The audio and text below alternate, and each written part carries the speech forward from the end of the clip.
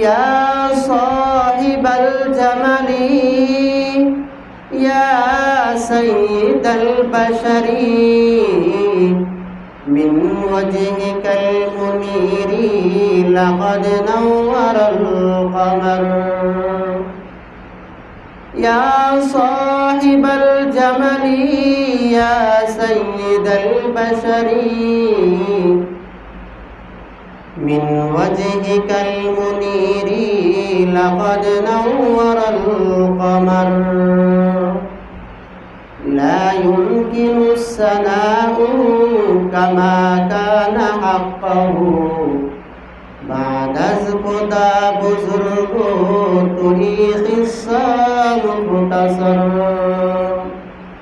বাদাজ খুদা বুজুর্গ তুহি কিসসা মুখতাসর।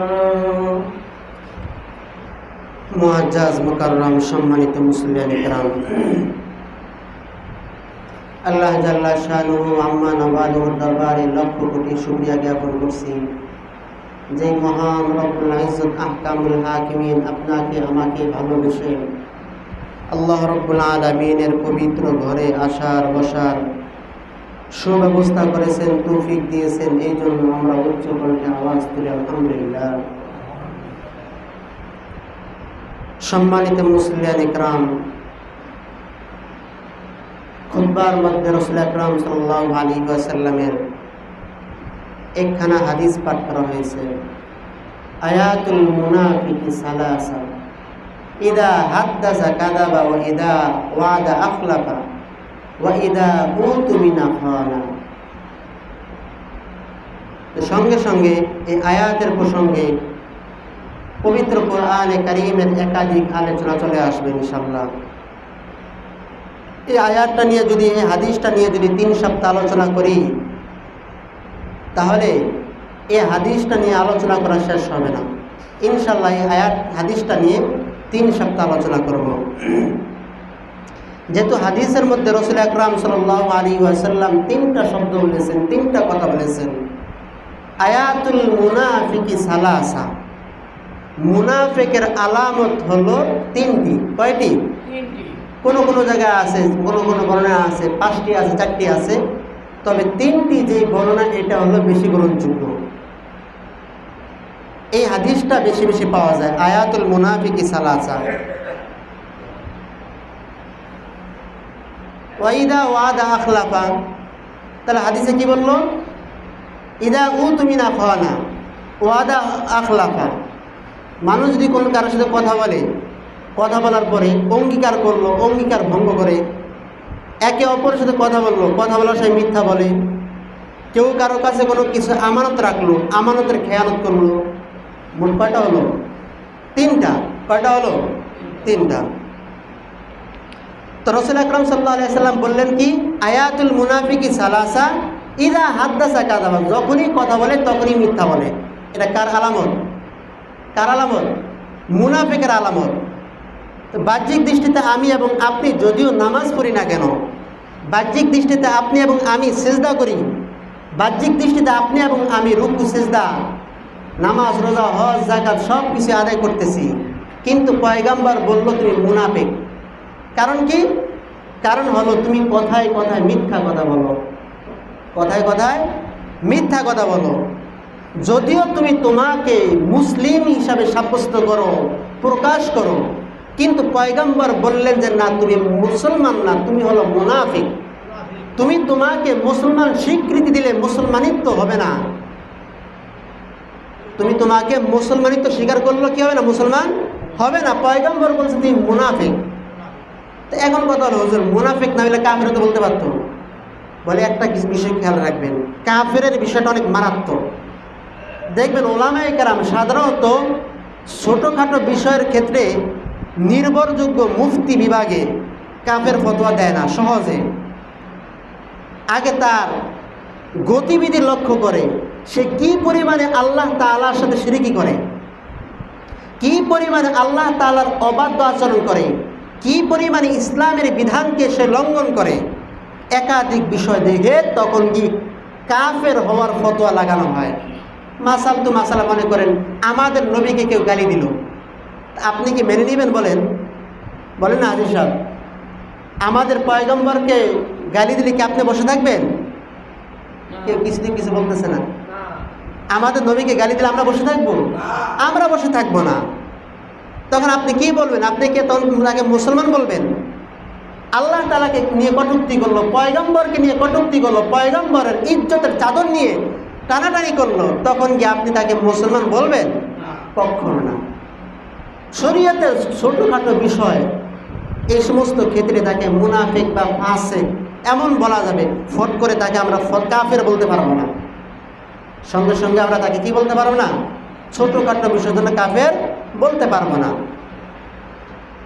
তো যাই হোক, বলতেছিলাম মিথ্যা কথা বলা, ওয়াদা লঙ্ঘন করা, আমানত রাখলে আমানতকে খেয়ানত করা, আমানতের খেয়ানত করা।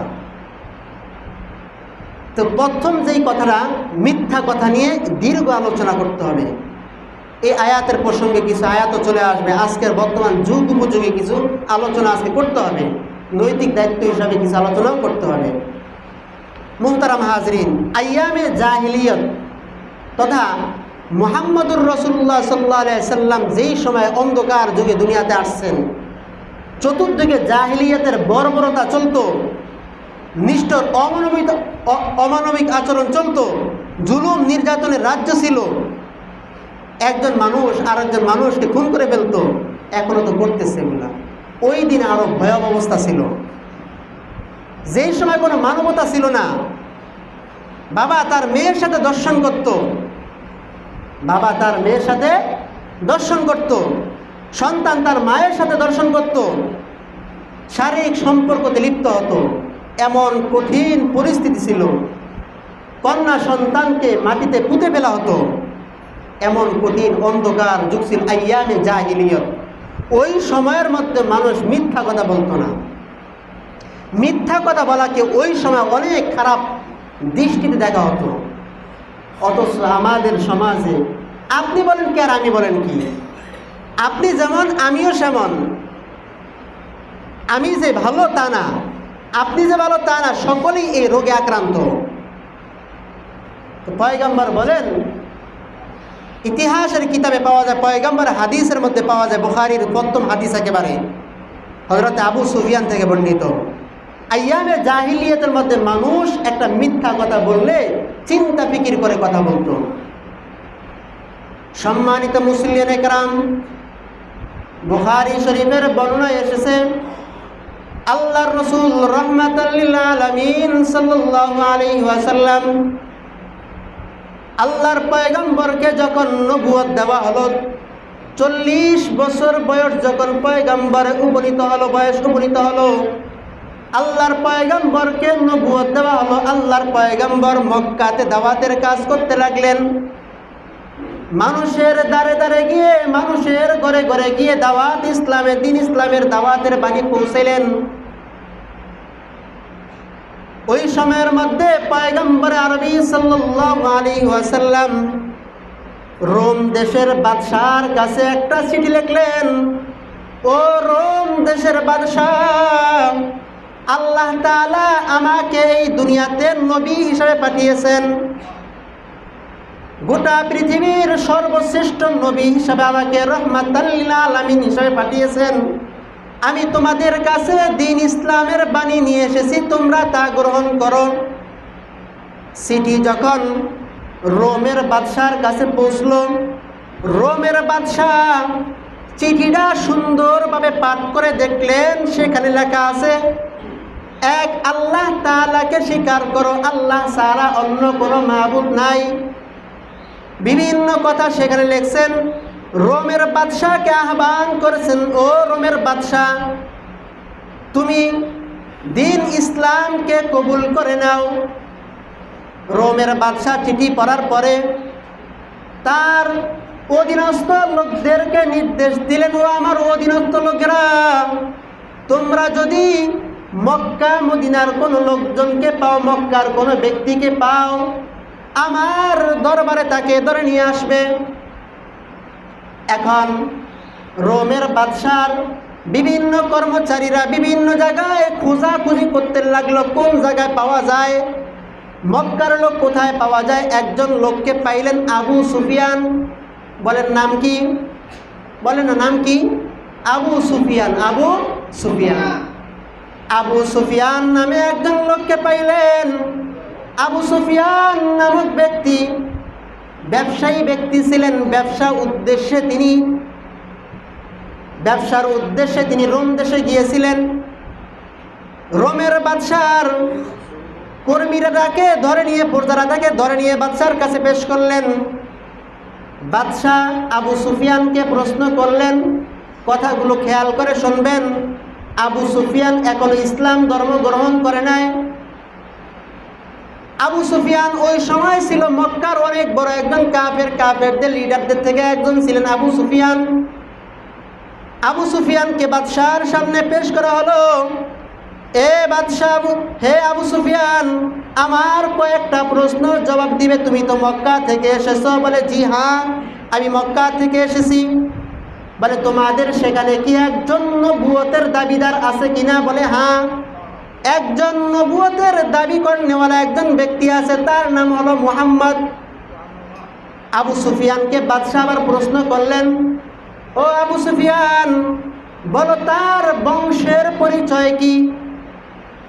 আবু সুফিয়ান তখন তাকে বললেন, মুহাম্মদুর রাসূলুল্লাহ, তিনি কোনো সাধারণ ফ্যামিলির কোনো লোক নয়, মক্কার সম্ভ্রান্ত ফ্যামিলির একজন সন্তান মুহাম্মদুর রাসূলুল্লাহ সাল্লাল্লাহু আলাইহি ওয়াসাল্লাম। তো চিন্তা করতে পারেন, আবু সুফিয়ান কাফের। আবু সুফিয়ান কি? কাফের। অথচ বাদশার কাছে বললেন মুহাম্মদুর রাসূলুল্লাহ হলেন একজন মক্কার সম্ভ্রান্ত ফ্যামিলি, কুরাইশ ফ্যামিলির লোক। যেই কুরাইশ বংশকে গোটা মক্কার সকলে শ্রদ্ধা করে, ভক্তি করে, ভালোবাসা দেয়, এমন একটা বংশের নাম হলো কুরাইশ বংশ। তখন রোমের বাদশাহ আবু সুফিয়ানের কথাকে সমর্থন করে বললেন, হ্যাঁ হ্যাঁ, যত নবী দুনিয়াতে আসেন প্রত্যেকটা নবী সম্ভ্রান্ত ফ্যামিলিতে জন্মগ্রহণ করেন। যত নবী আসেন প্রত্যেকটা নবী সম্ভ্রান্ত ফ্যামিলিতে জন্মগ্রহণ করেন। রোমের বাদশাহ আবার প্রশ্ন করলো আবু সুফিয়ানকে, ও আবু সুফিয়ান, আমার আরেকটা প্রশ্ন, মুহাম্মদুর রাসূলুল্লাহকে যারা অনুসরণ করে, যারা মানে, তারা সমাজের উচ্চপদস্থ লোক নাকি সমাজের সবচেয়ে নিম্নমানের লোক? আবু সুফিয়ান জবাব দিয়ে বললেন, মুহাম্মদুর রাসূলুল্লাহকে যারা মানেন তারা হলো সমাজের সবচেয়ে নিম্ন শ্রেণীর মানুষ। তখন রোমের বাদশাহ জবাব দিয়ে বলেন, হ্যাঁ, আমি তোমার কথার সাথে ঐক্যমত। প্রত্যেক নবী যখন দুনিয়াতে আসেন তখন তাদের অনুসারীরা প্রথমত নিম্ন শ্রেণীর লোক হয়। ক্ষমতাবান ব্যক্তিরা প্রথমে ইসলাম ধর্ম গ্রহণ করে না। তৃতীয় নাম্বার প্রশ্ন করলেন, মুহাম্মদুর রাসূলুল্লাহ সাল্লাল্লাহু আলাইহি সাল্লাম কি আমানতদার কি আমানতদার না? তিনি কি সত্যবাদী কি সত্যবাদী না?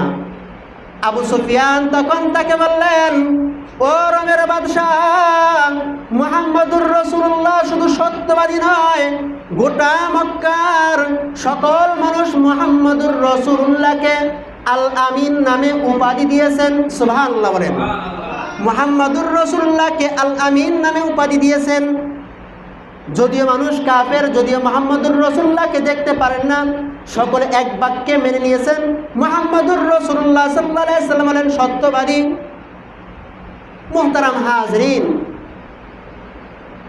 বলা উদ্দেশ্য হলো, আবু সুফিয়ান যখন রোমের বাদশার কাছে গেলেন তখন তিনি সমস্ত সত্য কথাগুলো বলে দিলেন। অথচ কাফের, সে বলতে পারতো না, সবচেয়ে নিম্নমানের বংশের লোক, সে বিভিন্ন কটু কথা বলতে পারতো। অথচ কি করেন নাই?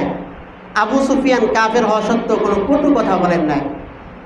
আবু সুফিয়ান বলে, আমি যখন ইসলাম ধর্ম গ্রহণ করেছি, ইসলাম ধর্ম গ্রহণ করার পরে সাহাবীদেরকে সঙ্গে রেখে সাহাবীদেরকে বললেন, ও আমার সঙ্গী সাথীরা, ইসলাম ধর্ম গ্রহণ করার আগে আমি যখন কাফের ছিলাম তখন রোমের বাদশার সামনে আমি তার প্রশ্নের জবাবে মিথ্যা কথা বলার সাহস পাইনি।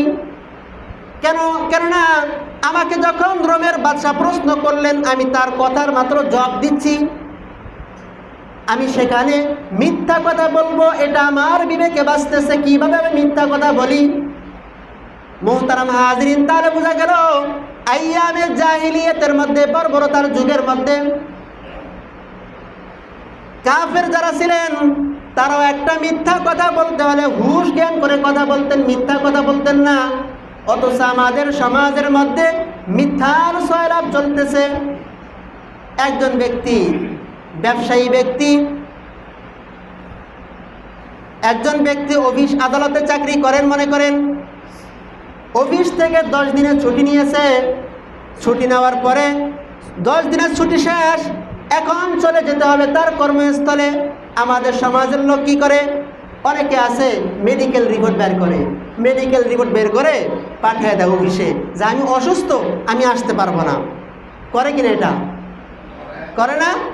মনে করেন 10 দিন ছুটি ছিল, তার 5 দিন ছুটি ছিল, ছুটি শেষ হয়ে গেছে, এখন তো চলে যেতে হবে, এখন বাড়ি থাকতে চাইতেছেন, কি করবে? কারণ সে ভালোভাবেই জানে আমি যদি তাকে সত্য কথা বলে যে আমার প্রয়োজন আছে, তাহলে বলতে হবে আপনার কি প্রয়োজন আছে বলেন, বলবে কি না? আপনি 5 দিনের ছুটি নিয়েছেন, আরও কী প্রয়োজন আছে আপনার বলেন।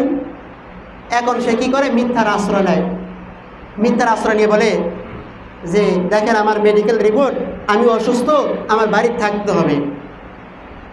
শুধু এখানে না, শুধু এখানে না, সমাজের প্রত্যেকটা সেক্টরে শুধু মিথ্যা আর মিথ্যা, মিথ্যা আর মিথ্যা। যান আপনি আদালতে, যান আপনি থানায়, যান আপনি বিচার বিভাগীয় যান, যে যত বেশি মিথ্যা বলতে পারবে সে তত বেশি সফল, ঠিক কিনা? যে যত বেশি, আমি এটা অভিজ্ঞতা আমার হাসিল হয়েছে। আমি কোর্ট কাছারিতে দৌড়াদৌড়ি করছিলাম, দারুল উলুম দেওবন্দে পড়ার শুরু অবস্থায় দেশে আসার পরে আমার নামে মামলা দিয়েছে, জামাত শিবির করি, আমাকে মামলা দিয়ে মোটামুটি 6-7 মাস অফিস আদালতে আমি দৌড়াদৌড়ি করছি। এমন এমন কিছু জঘন্য জঘন্য কিছু লেখা সেখানে লিখছেন, ওই দিনে বুঝতে পারলাম আসলে বুঝলাম কোর্ট কাছারি জিনিসটা কি, থানা জিনিসটা কি। যে যত বেশি মিথ্যা বলতে পারবে। আমার বাবা তো কান্নাকাটি করতেছে, আমার বাবার বয়স হলো ওই কাইমুল্লাহ সাহেবের মতো। তো আমার বাবাকে প্রশ্ন করলেন যে হুজুর, আপনাদের বিরুদ্ধে এমন এমন কিছু লেখা লেখছে, আপনারা পড়ে দেখেন। আমি পড়ে তো অবাক যে আমার বাবার বিরুদ্ধে এমন এমন কিছু কথা লেখা হয়েছে। একজন আলেম তো এটা করতে পারে না, এমন এমন যে জঘন্য জঘন্য জিনিস লেখা হয়েছে। আমাদের ওই সময়কার আওয়ামী লীগের একজন সভাপতি আমাদেরকে বললো, বাবাকে বললো, হুজুর আপনিও তাদের বিরুদ্ধে এই সমস্ত এগুলো লেখেন, আমি যেভাবে শিখে দিই সেভাবে আপনি লিখবেন। তো তিনি জঘন্য জঘন্য জিনিসগুলো আমার বাবাকে শেখাচ্ছেন, আমি শুনতেছি। তখন আমরা আদালতে দাঁড়ানো অবস্থায় আমার বাবা কান্নাকাটি করতেছে, এই দিনও কি আমার দেখতে হলো? আমি এই সমস্ত জিনিসকে আমি আমার কাগজে, মামলার কাগজে লিখবো। তখন ওই আওয়ামী লীগের সভাপতি সাহেব বললেন, হুজুর তাহলে আপনি মামলা থেকে মুক্তি পাওয়ার কোনো পথ আপনার নাই। তাহলে চিন্তা করেন, রাষ্ট্রীয় ব্যবস্থা, বিচার বিভাগীয় ব্যবস্থা, আদালত, চতুর্দিকে আপনি যত বেশি মিথ্যা বলতে পারবেন তত আপনার মুক্তি নিশ্চিত, ঠিক না? আপনি তত বেশি সফল।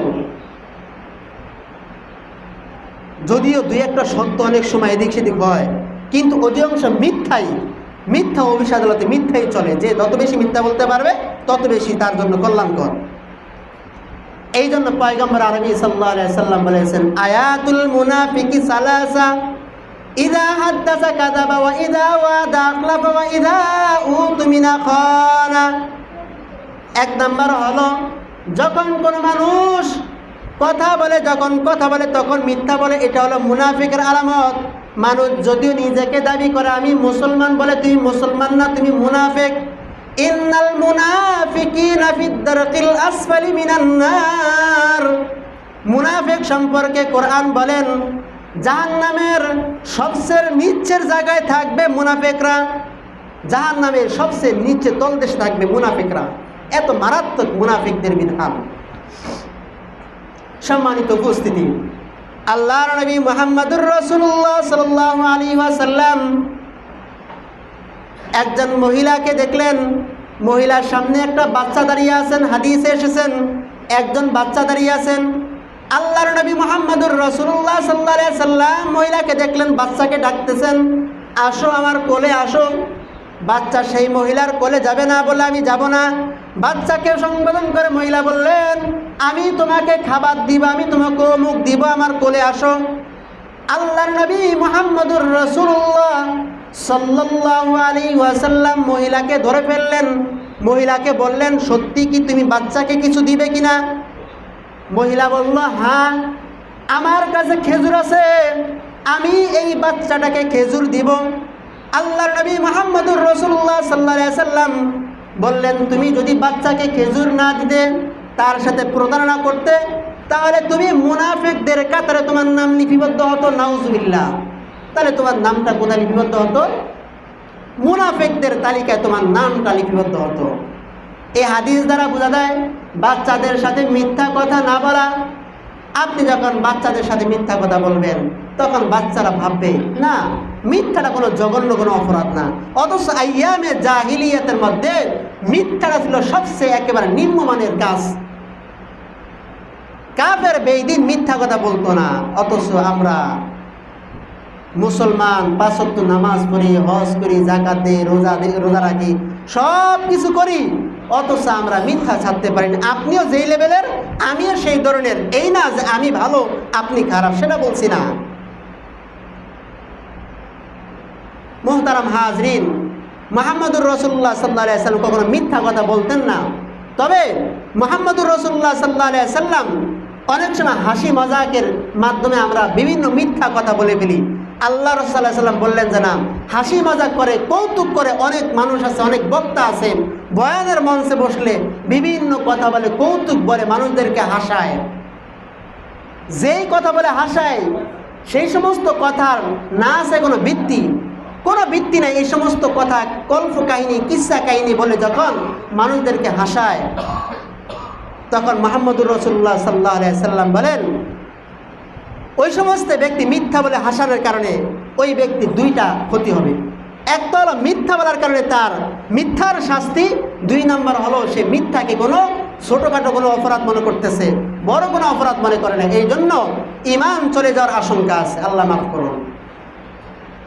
মুহাম্মদুর রাসূলুল্লাহ সাল্লাল্লাহু আলাইহি ওয়াসাল্লামের কাছে একজন বৃদ্ধা মহিলা এসে বললেন, হে আল্লাহর পয়গম্বর, আমার জন্য আল্লাহর কাছে দোয়া করুন, আমি যেন আল্লাহ তাআলা জান্নাতে যেতে পারি।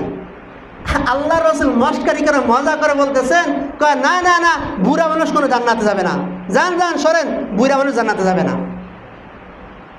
অনেক সময় যুবকরা বিরুদ্ধদের সাথে অনেক মজা করে না, করে কিনা?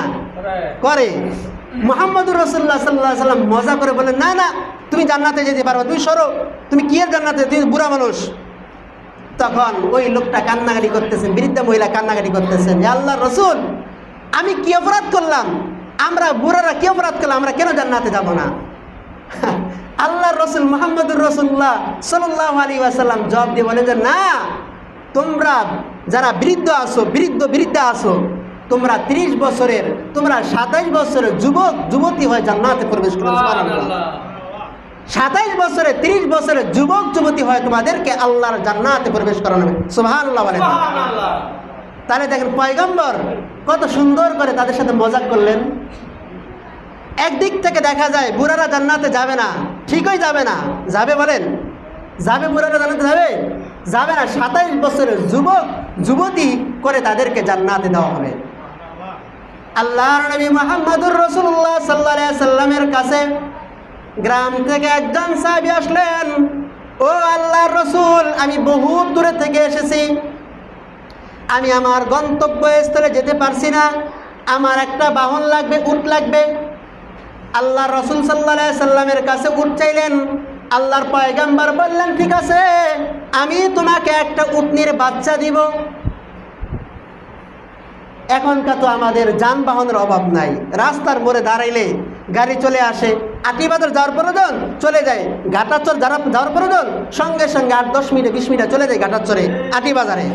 কিন্তু পয়গম্বরের যুগে না আছে, এত যানবাহনের এত ব্যবস্থা ছিল না, উটের পিঠে, ঘোড়ার পিঠে করে তারা আরোহণ করতেন। আল্লাহর পয়গম্বরের কাছে যখন বললেন, আল্লাহর পয়গম্বর, বহু দূরে থেকে এসেছি, আমার গন্তব্যে যাওয়ার কোনো ব্যবস্থা নেই, আমাকে উটনি দেন। আল্লাহর পয়গম্বর বলল, আমি তোমাকে উটনির বাচ্চা দিব। পয়গম্বরকে প্রশ্ন করলেন, ও আল্লাহর পয়গম্বর, আমি উটনির বাচ্চা দিয়ে কি করব? আমি নিজেই চলতে পারছি না, আমি উটনির বাচ্চা কিভাবে নিয়ে যাব? আমি নিজে তো চলতে পারতেছি না, আমি উটনির বাচ্চা কিভাবে উঠাবো? আল্লাহর পয়গম্বর বললেন, না, প্রত্যেকটা উটনি অন্য একটা উটনির বাচ্চা হয়, ঠিক না? আপনি কি আপনার বাবার সন্তান না? আপনি আপনার বাবার সন্তান। আপনি কি এমনই ছিলেন? আমি কি এমনই জন্ম নিয়েছি দুনিয়াতে? না, ছোট ছিলাম। কি বলেন? প্রত্যেকে আমরা ছোট ছিলাম, ছোট থেকে আমরা বড় হয়েছি। অনুরূপভাবে আমি যেমন একজনের সন্তান, আমার বাবা একজনের সন্তান। অনুরূপভাবে উটনি যেটা আছে, বড় উটনি কোনো না কোনো একটা উটনির বাচ্চা, ঠিক না?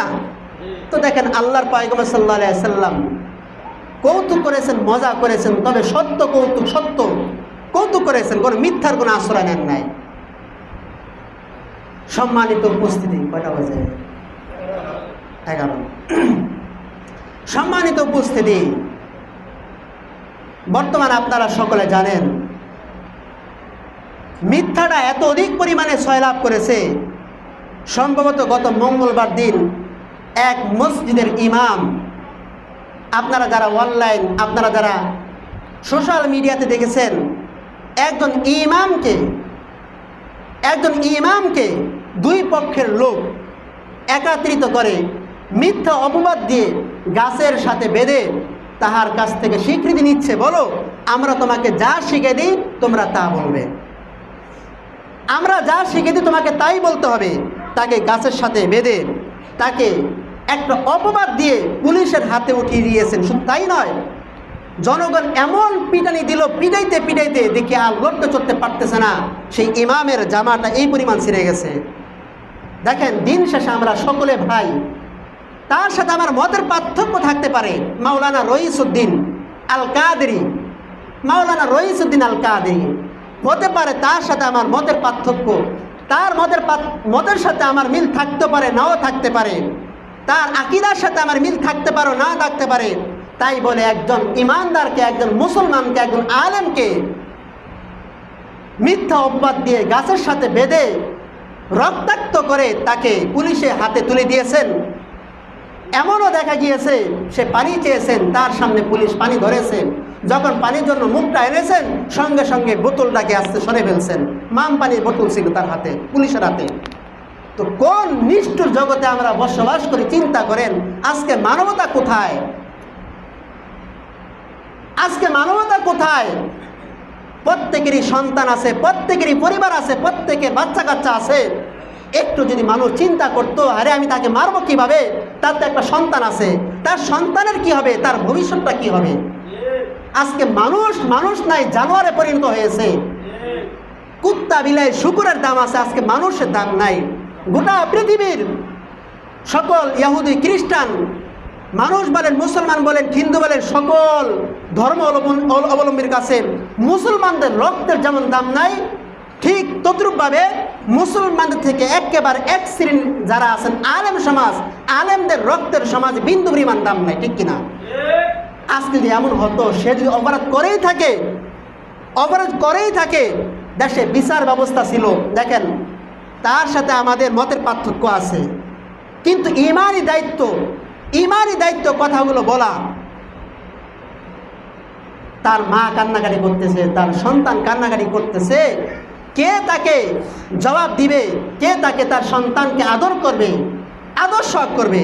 আমার একটা বাচ্চা আছে, এখন চিন্তা করেন তো, 1.5 বছর 2 বছরের বাচ্চা আছে, এই সন্তানের কি হবে? প্রত্যেকটা মানুষকে এগুলো ভাবে। অনেক ফ্যামিলিতে এমনও আছে যে তার একমাত্র মায়ের বেঁচে থাকার উপায় একমাত্র তার সন্তান।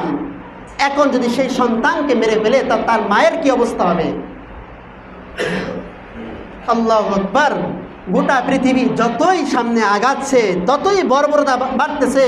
পয়গম্বর বলেছেন, শেষ জামানায় এমন একটা যুগ আসবে, যে হত্যা করেছে সেও জানবে না আমি কি জন্য হত্যা করেছি, এবং যাকে হত্যা করা হয়েছে সেও জানবে না আমাকে কি জন্য হত্যা করা হয়েছে, কি জন্য আমাকে হত্যা করা হয়েছে, সে জানবে না। আল্লাহর পয়গম্বরের ভবিষ্যৎবাণী পাই টু পাই বাস্তব প্রমাণিত হচ্ছে, ঠিক কিনা? বাস্তব প্রমাণিত হচ্ছে। আল্লাহর পয়গম্বরের এমন কোনো কথা নাই যেই কথা অবাস্তব প্রমাণিত হয়েছে, এমন কোনো জিনিস নাই। এই জন্য সমাজে যদি কোনো একটা মানুষ অপরাধ করে আগে যাচাই বাছাই করা আসলে কি বাস্তব না অবাস্তব। আপনি কারো কাছ থেকে একটা কথা শুনলেন, শোনার সঙ্গে সঙ্গে আপনি সমাজে প্রচার করে দিলেন, আপনি ভুল কাজ করতেছেন। মানুষ মিথ্যাবাদী হওয়ার জন্য এতটুকু যথেষ্ট যে আপনি যা শুনবেন তাই আপনি ছড়িয়ে দিবেন, আগে বিষয়টা যাচাই বাছাই করা। মুহতারাম হাজরিন, বললাম এই মিথ্যাকে কেন্দ্র করে দেখেন, মিথ্যা অপবাদ দিয়ে একজন আলেমকে হত্যা করে ফেলা হয়েছে, দুকে হাসপাতালে মারা গেছে, কোনো চিকিৎসা দেওয়া হয় নাই।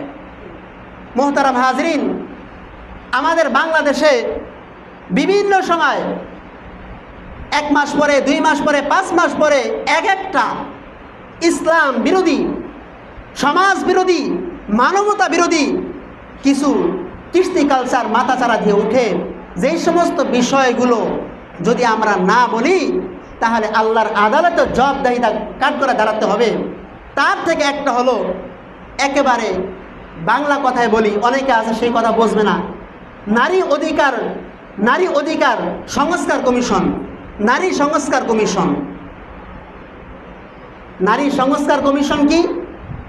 আপনারা যারা শিক্ষিত সমাজ আছেন আপনারা সকলেই জানেন, তারপরে বিষয়টাকে একটু ক্লিয়ার করা। আপনারা সকলে তো জানেন পতিতা, চিনেন তো? আপনারা চিনেন কিনা? আপনারা পতিতা একটা মানুষ যখন পতিতালয়ে আসে, একটা মেয়ে যখন পতিতালয়তে আসে, তখন কোনো একজন খারাপ মানুষের খপ্পরে পড়ে ভিন্ন রাস্তা, ভুল পথ বেছে নেয়, ঠিক কিনা? কোন একটা ভুল মানুষের খপ্পরে পড়ে গিয়েছে, একটা ভুল লোক, একটা খারাপ লোক তাকে প্রলোভন দেখিয়ে তাকে খারাপ কাজে বাধ্য করেছেন। এখন সে কি করবে? তাকে কেউ বিবাহ করতেছে না, সে কি করলো? ব্যবস্থা করে নিয়েছে, সে তাকে পতিতালয়ে পাঠিয়ে দিয়েছে, পতিতালয়ে তার জীবনযাপন করতেছে। যুবকরা সেখানে যায়, শারীরিক সম্পর্ক করে, কিছু টাকা পায়, কিছু টাকা পেয়ে সে তার জীবনযাপন করে। কিন্তু মনে রাখতে হবে, পতিতালয়ে যে সমস্ত আপনার ভাই বোন, আমার ভাই বোন যারাই সেখানে যায়, তারা কোনো খারাপ লোকের খপ্পরে পড়ে সেখানে যায়, তারাও চায় যে আমরা কিভাবে এই ভুল পথ থেকে, খারাপ রাস্তা থেকে আমরা বের হয়ে আসবো, তারাও চিন্তাধারা করে। কিন্তু যে সমস্ত খারাপ লোকরা সমাজের নিকৃষ্ট প্রাণী মানুষ নামের প্রাণীগুলো তাদেরকে খারাপ রাস্তা নিয়েছেন, তারা আজকে নারী অধিকার কমিশন নামে, নারী সংস্কার কমিশন নামে দাবি তুলেছেন। তার মানে পতিতালয়কে বাংলাদেশের মধ্যে একেবারে ব্যাপক করে দেওয়ার জন্য অধিকার তারা চেয়েছে। নাউজুবিল্লাহ বলেন। আমি স্পষ্ট বলতে চাই, বাংলাদেশ এটা কোনো আমেরিকা নয়, এটা ইতালি নয়, এটা জাপান নয়, এটা কোনো হিন্দু কোনো কান্ট্রি নয়, এটা হলো মুসলিম দেশ। এটা শাহজালাল ইয়ামানির দেশ। আপনারা যারা ইতালি যান, ইতালি চিনেন, ইতালিতে বিভিন্ন খাবার আছে কিনা বলেন তো? আমাদের বাঙালি খাবার হলো আপনার মাছ ভাত, আমাদেরকে বলা হয় মাছে ভাতে বাঙালি, বলে কিনা? আমাদেরকে কি বলে? মাছে ভাতে বাঙালি। কিন্তু আপনি বিভিন্ন দেশে যান, বিভিন্ন দেশের খাবার হলো রুটি, বিভিন্ন দেশের খাবার হলো পিৎজা, খায় কিনা? খায়। এখন দুপুরে পিৎজা খেলেন, রাত্রে পিৎজা খেলেন অন্য রাষ্ট্রে। এখন যদি আপনি চান যে আমার বাংলাদেশের মধ্যে পিৎজাকে রাত্র দিন সবসময় পিৎজা খাবে, এই অধিকার পাশ করা হোক, এটা কি বাস্তবায়ন হবে? বলেন বাস্তবায়ন হবে? প্রত্যেকটা দেশের একটা কৃষ্টি কালচার আছে। আমাদের বাংলাদেশ এরকম নোংরা দেশ নয়। আমাদের বাংলাদেশে প্রায় 90% মুসলমান, 90% নামাজ পড়ুক আর না পড়ুক, প্রত্যেকে নিজেকে ইসলাম এবং মুসলমান দাবি করে। কিন্তু এই রাষ্ট্রের মধ্যে পতিতালয়কে আম করে দিয়ে সমাজ এবং রাষ্ট্রের মধ্যে একটা অস্থিরতা সৃষ্টি করে দিয়ে দেশের মধ্যে হাঙ্গামা সৃষ্টি করে পায়তারা করতেছেন। আপনারা সকলে জানেন, যেই যুগের মধ্যে ইসলাম বিরোধী কর্মকাণ্ড হয়েছে, হাদিস এসেছে, পয়গম্বর আলাইহিস সালাতু ওয়াস সালাম বলেন, যখনই সমাজের মধ্যে ইসলাম বিরোধী কর্মকাণ্ড হবে, তখন এক শ্রেণীর লোক থাকবে যারা এর প্রতিবাদ করবে। এক শ্রেণীর লোক থাকবে যারা তার কি করবে? আজীবন প্রতিবাদ করেই যাবে। এই নারী সংস্কার কমিশন নামক পতিতালয়কে ব্যাপক করে দেওয়ার জন্য যারা অধিকার চাচ্ছে, সরকারের কাছে আবেদন করছে, হযরত উলামায়ে কেরাম, হেফাজত ইসলামের পক্ষ থেকে, বাংলাদেশের অন্যান্য ইসলামী সংগঠনগুলো মুসলমানদের মুসলমানদের কৃষ্টি কালচারকে, মুসলমানদের আকীদা বিশ্বাসকে, মুসলমানদের মস্তিষ্ককে রক্ষা করার জন্য হযরত উলামায়ে কেরাম আগামী 3 তারিখ, আগামীকাল সকল ধর্মপ্রাণ মুসলমান ভাইদেরকে উদাত্ত আহ্বান করেছেন। 3 তারিখে সরওয়ার্দী উদ্যান আবার ডাকা হয়েছে। পতিতালয়ের বিরুদ্ধে পতিতালয় কমিশন যেন বাতিল করা হয়, এই জন্য জোর দাবি জানাবে হযরত উলামায়ে কেরাম ধর্মপ্রাণ মুসলমানদের পক্ষ থেকে। সকলকে সেখানে থাকার জন্য বলা হয়েছে। আপনি কি চান যে আমার দেশ আমেরিকা হোক? কি বলেন?